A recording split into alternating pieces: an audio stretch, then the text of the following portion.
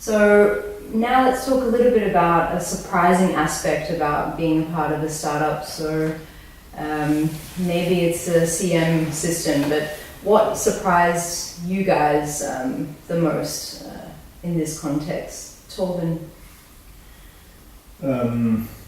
Well, my background is kind of the same as Emil's in terms of how we started the businesses. We came from a research institution, and then we started out our businesses.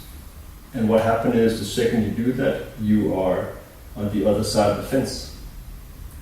And that's very, at least when we did it back in 2012, it was a very finite line that you crossed. And then services, relations, partnerships, everything that was before didn't exist anymore.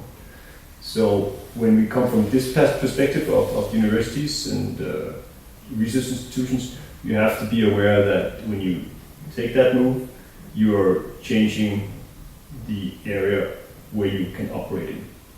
Okay, and so that's just a standard experience. Be prepared that there is no friends on the inside necessarily because of a number of rules these days. Yeah. I remember that, so we were at the last quarter of 2015, and I remember we went and we said to our professor that we were going to do this. And I remember that was the day that his lab closed off for us, literally that day. And I can tell you how it was. The conversation was, so should this particular professor be part of the startup, right? Because that's the thing you often hear with academic spin-offs, that the professor somehow gets along as kind of a co-founder. And my professor back then basically turned down the offer, and his reasoning was his independence as a researcher would be threatened. And I have very deep respect for that. I think it's quite remarkable the way he basically said, how can I be an independent, reliable, trustworthy researcher representing only the university, that you know who I am, when I'm also having a large share in a young startup that could potentially become a lot of money. So he said no.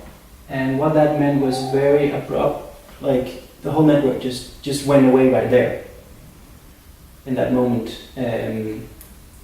And even simple things started to cost a lot of money. And when you're trying to develop this kind of very early stage nanotech, what you're desperately looking for is money, because clean room time, for example, typically is 2,000 kroner per hour, right? To just do anything. So it was really tough.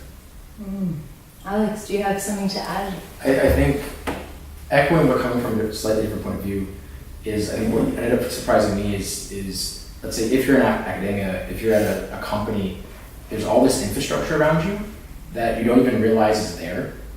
And then once you get out of that, all of a sudden you start to realize, oh crap, like all these other people were doing all these things that were supporting me in a way that overnight, in the way that we're saying, doesn't exist anymore. And you have to essentially build all those things from scratch. And usually they're a relatively small team, and you go, okay, there's, I'm making this up, but 100 different things and processes that are going on in different companies to do just about everything. We're now 4 people, and we need to build all those 100 things from scratch.